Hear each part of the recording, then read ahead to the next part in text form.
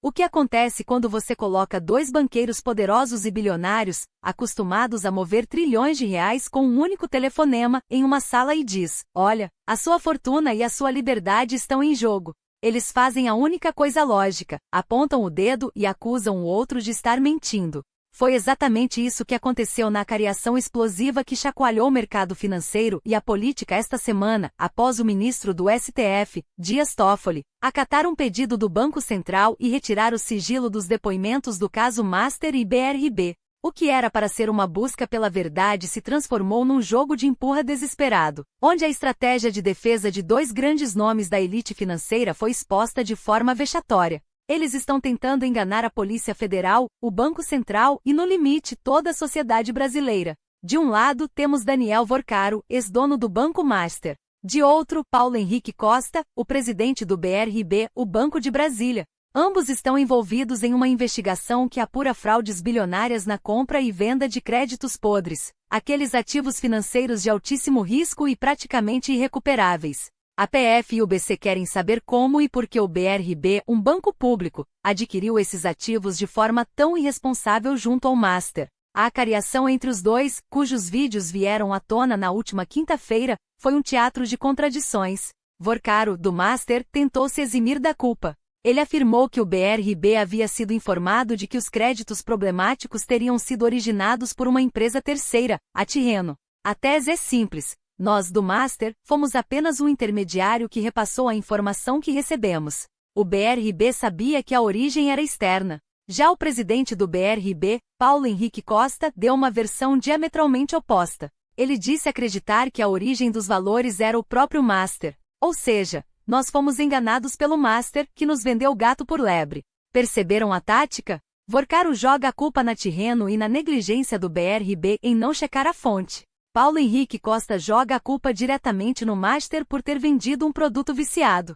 Um jogo de eu não sabia, contra você deveria ter sabido. Mas para entender a ferocidade desse embate e por que esses homens estão dispostos a mentir e arriscar um processo por falso testemunho, precisamos ir além da narrativa do crime financeiro e olhar para a lei. A legislação é cruelmente clara para os diretores de instituições financeiras. Eles respondem por seus atos com seus ***CPFS****.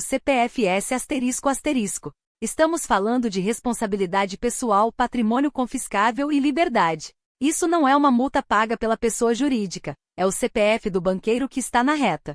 É por isso, aliás, que figuras graúdas da política, como os ex-ministros da Fazenda Guido Mantega e Henrique Meirelles, aceitaram ser conselheiros consultivos do Master, e não administrativos. O conselheiro consultivo opina, o administrativo assina e assume o risco legal. Quando a PF coloca o seu nome na investigação e o seu patrimônio pode ser bloqueado, não é surpresa que a primeira reação seja: a culpa é do outro CPF. Mas a verdade, segundo quem acompanha de perto a investigação, é que ambos podem estar tecnicamente mentindo ao culpar um ao outro, ou, no mínimo, ambos erraram de forma gravíssima. Existe um princípio basilar no mercado financeiro global, o Know Your Client, o conheça seu cliente. Em resumo, você é obrigado a saber quem negocia com você, e o que exatamente está sendo negociado. Neste caso, o Banco Master errou ao não identificar que a Tirreno, a suposta terceira, lhe vendia créditos podres. E o BRB errou ao não identificar esses mesmos créditos podres ao comprá-los do Master.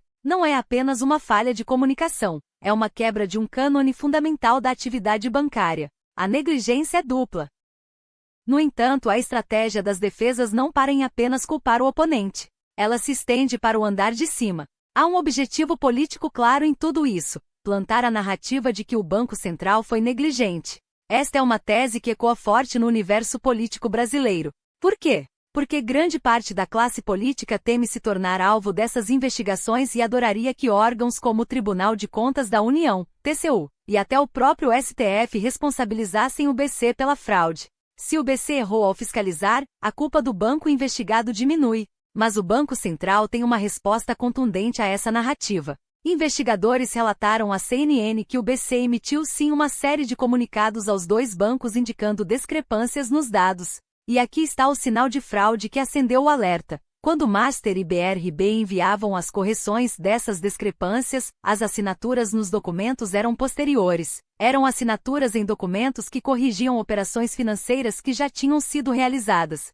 É a definição de acobertar uma fraude após o fato. O BC, dizem as fontes, não é a Polícia Rodoviária Federal que tem que parar cada caminhão antes de ele sair do pátio. O BC fiscaliza e regula, mas a responsabilidade de cumprir a lei e de não fraudar as transações financeiras é de cada banco. A acariação entre Vorcaro e Costa não foi apenas um embate entre dois empresários. Foi um retrato chocante de como o poder e o dinheiro reagem quando a lei bate a porta. Eles se agarram à única tábua de salvação que resta, culpar o outro ou, melhor ainda, culpar o órgão regulador. Mas, neste jogo de acusações cruzadas, o que fica evidente é que a culpa não é apenas de um, nem apenas do outro. A culpa é de quem falhou na regra mais básica da honestidade e da transparência, e tentou corrigir a manobra ilegal com assinaturas fora do prazo. E é por isso que agora, o CPF desses poderosos está de fato na reta.